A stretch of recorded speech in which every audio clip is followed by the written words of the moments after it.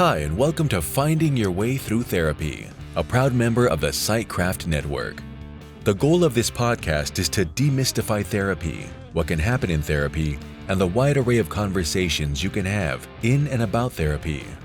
Through personal experiences, guests will talk about therapy, their experiences with it, and how psychology and therapy are present in many places in their lives, with lots of authenticity and a touch of humor.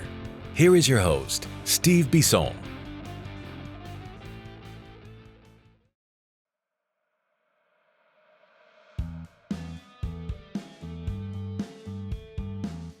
Getfree.ai. Yes, you've heard me talk about it previously in other episodes, but I'm going to talk about it again because Getfree.ai is just a great service.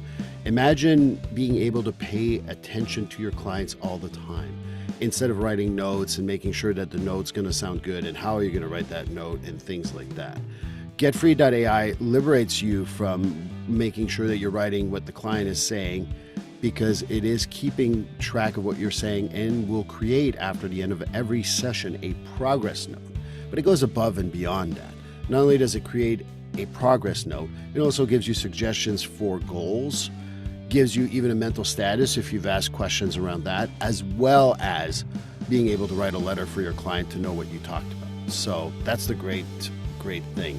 It saves me time, it saves me a lot of aggravation, and it just speeds up the progress note process so well. And for $99 a month, I know that that's nothing. That's worth my time. That's worth my money. You know, the best part of it too is that if you want to go and put in the code Steve50 when you get the service, at the checkout code is Steve50, you get $50 off your first month.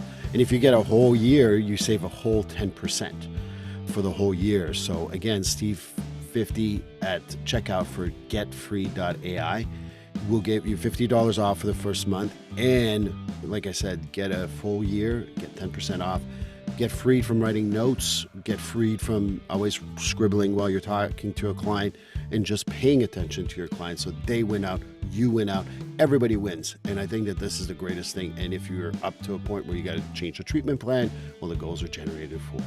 So getfree.ai, code Steve50 to save $50 on your first month.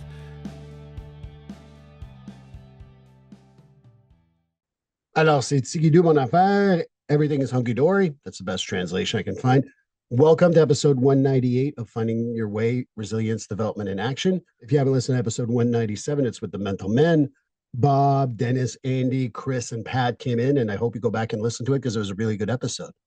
But with episode 198, I really want to talk about the myths about therapy. You know, maybe you don't know this, but if you're listening to my show, I like to write. And right now I'm trying to write a book based on some of the concerns that some first responders had in regards to going to therapy. So I'm like, hey, besides promoting my future book, which, you know, it's getting about, I don't know, a quarter way done at this point, I wanted to promote a little bit of that, but more importantly, talk about some of the myths of therapy. And yes, I can't pronounce my THs right, so hey, make fun of me all you want.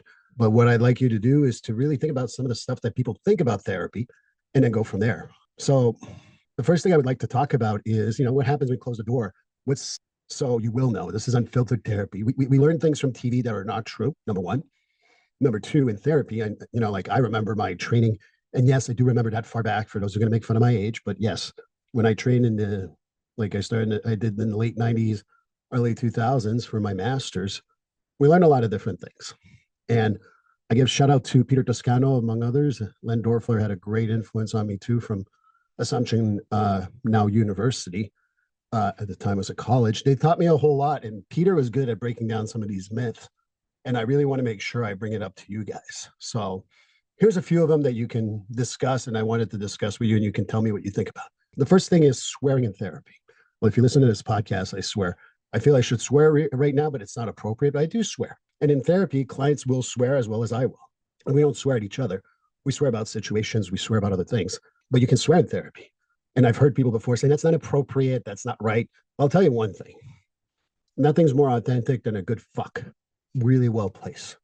Or shit, or think about any expletive that you can think about. The reason why is that it's authentic. It came from the heart. And once you start filtering what you feel in your heart, what is therapy about? Being authentic, being yourself. So I would encourage anyone to change that. I would really encourage people to kind of do that. I remember the first time someone said to me something that I thought was really screwed up. And I said, wow, it's really fucked up. And they were like, I appreciate it. You told me the truth. I'm the only one I thought felt that way. So sometimes being real is so important. And that's part of it too, is like, I think that the other part that people tend to forget is that real, authentic reaction is very, very important. Sometimes I'll go like this. And I try not to do too much when we're going into deep trauma and someone's already having emotions. But ultimately, I can have my expressions because it makes me authentic. You know, the humanizing of therapists is quite a movement that's going on now. But at the end of the day, we need to be able to authenticize ourselves as therapists so clients can be authentic with us. So for me, it's okay to have reactions to what's being said. And I said, of course, if someone's talking about, trauma or something like that, I really go and let them talk. I don't really match at that point. I just listen. I remember someone telling me about a really, really difficult, traumatizing experience. And I'm going to really not talk about it because I don't want any identifiers.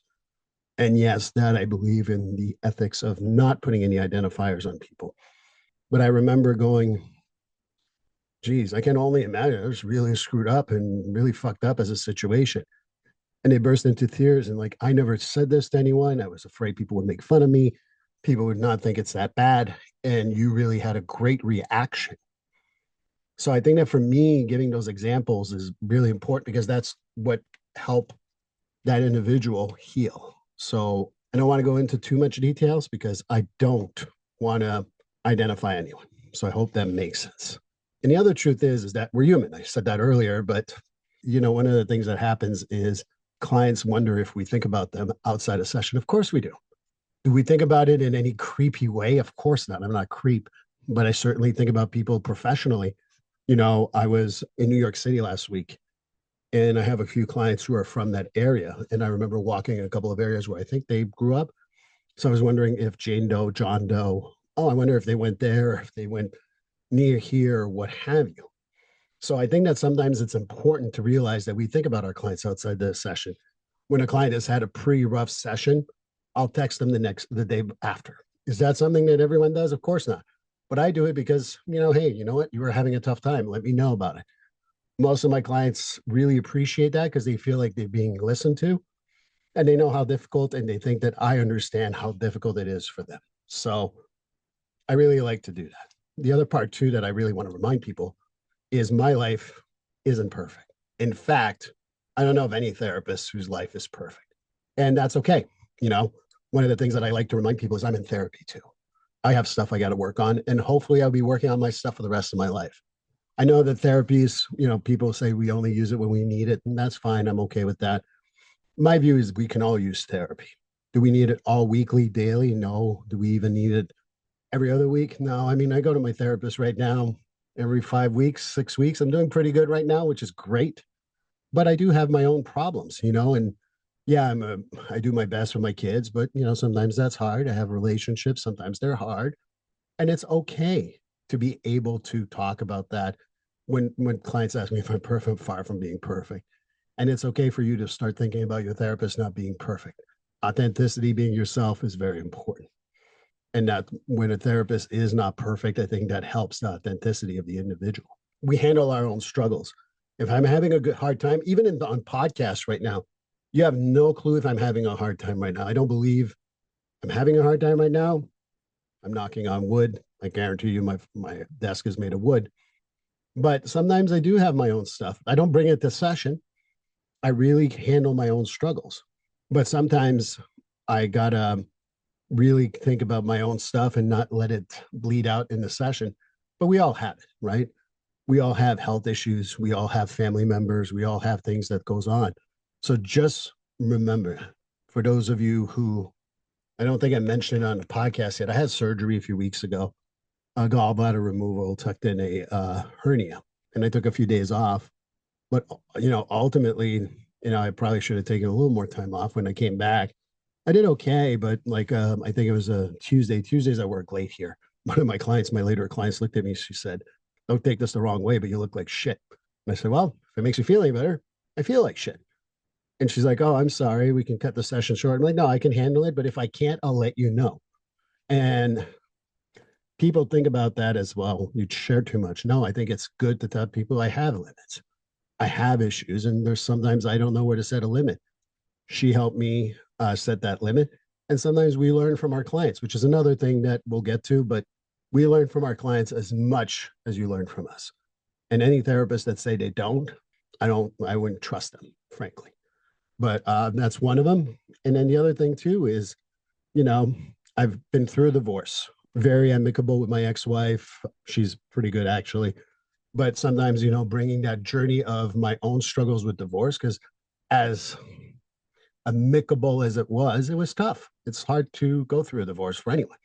And sometimes I bring that experience to the session, not to tell people this is how you're going to feel, but they sometimes ask me questions. And I've also heard someone say, well, if you do couples counseling and you've been divorced, how can you tell them you've been in a relationship and you don't know how to make it last, which is truthfully something once said to me. And I said, well, I also knew that sometimes things don't work out, and that's okay. There's nothing wrong with that. So being able to talk about that is so important so that you're authentic and people can say, oh, he's been there, done that, has a few t-shirts. And yeah, my personal struggles, I don't bring them like, oh my God, my blank has been difficult with me, whatever that is. But I certainly have my own growth, my own struggles, and I bring them to the session. And those people feel that authenticity and that truthfulness really helps. The other part too is I try not to talk out of my ass. So I don't say things I don't know, but sometimes I make mistakes. Every therapist I know makes mistakes. The true good therapist will point out, you know what, I made a mistake last time. This is what I did said. I meant this. Or when I said that, that was absolutely wrong. This is why you should think about it this way. We make mistakes. Why? Because we're human. And if someone says, well, you're in the medical field, you cannot make mistakes. Well, I would argue that every medical doctor, every nurse, and everyone I've ever met in the medical field has admitted to a mistake or two. Makes us human. And also, it's okay to learn from these mistakes. One of the things I'm really terrible with, this is going to be oops moments for me. I'm so bad with names. Anyone who knows me knows that. I think I mentioned it here before, but sometimes I'll go like, how's your husband, Frankie? And they're like, well, my husband's name is Johnny. Oh, crap. And most people laugh because I tell them right off the top, I'm no good with names. So that's how I learn from them. And then I say, the other part too is because I've always been bad with names. And yes, if you want to send me tricks about how to remember names, please do so. However, I've tried pretty much anything under the sun, but I do remember a story really well. And what I tell people is when I make a mistake like that, I say, well, your husband, he works in the computer science field. He works with blah, blah, blah, blah, blah. Like, oh, you remember his story. I'm really good at remembering stories. I'm just not good with names. So remembering the stories, remembering what's going on, that's more important to me than remembering Johnny, Jane, or Frank. So, kind of remembering that. And being imperfect shows clients how being imperfect is okay for them too.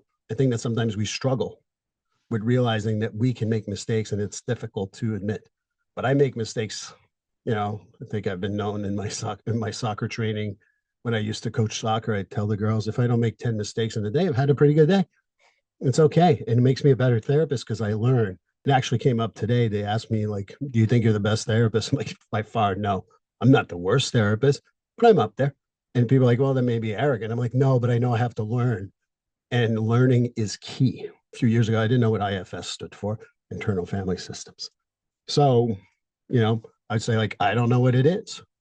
And being imperfect and not knowing everything made them realize, oh, I can educate them. And we had a conversation. I studied it afterwards. So when they came back home to the session, not home, I was able to have that conversation. And so it's important to have those moments where you don't know, make a mistake, share it, and then better yourself. I like to learn every day. I like to learn. Anyone who knows me, I read a lot of nonfiction. Yeah, sometimes I probably should go into fiction, but I like to take these learning experiences, whether it's from books or TV shows. Yes, TV shows taught me a lot. Numbers, among others. It's not very old. Well, I guess for younger people, it would be old, 10, 15 years old, but I learned a lot from those TV shows. And sometimes that's what makes me better to always learn from any situation. And I share my personal stories. We talked about the divorce, but I also think that I share other stories. Like when I had the issue, I have clients who have fears of planes, and I know right now a lot of people do. But as you probably saw, I can't remember the episode number. It was about 2 years ago. So what would be the low 90s? I was on a plane where someone tried to take over the plane. I was as raw as I could on this podcast. So go back and listen to that if you want to. If you want me, I'll link it to the show notes. But I think that what happened is, again, I was able to show that I also have moments of doubt, moments I feel difficult, and it's okay to share that experience because being perfect to me is irrational.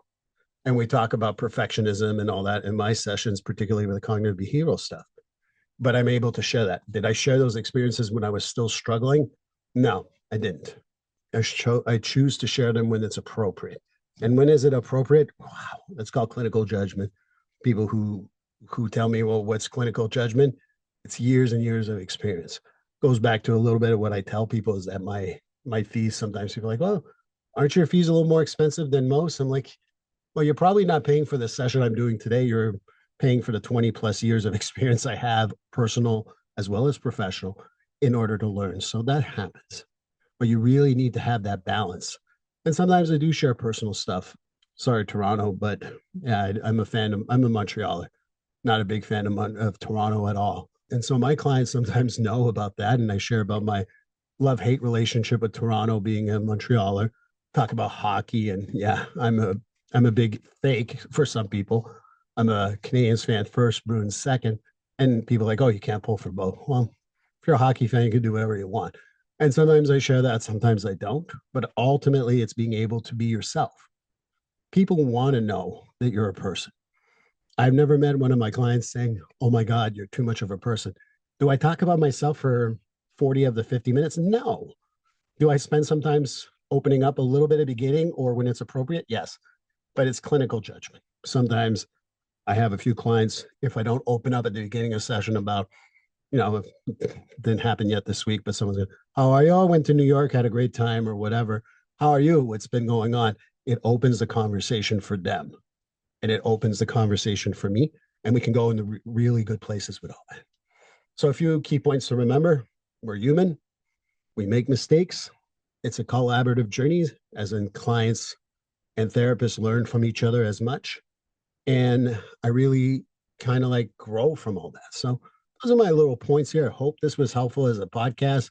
If you have any stories, I would love to hear your stories, your collaborative journeys, and in regards with your therapist and what you've learned or what you didn't learn or what was wrong or what was right. Please put it in. You can press a comment in my show notes on your favorite podcast, on your favorite platform.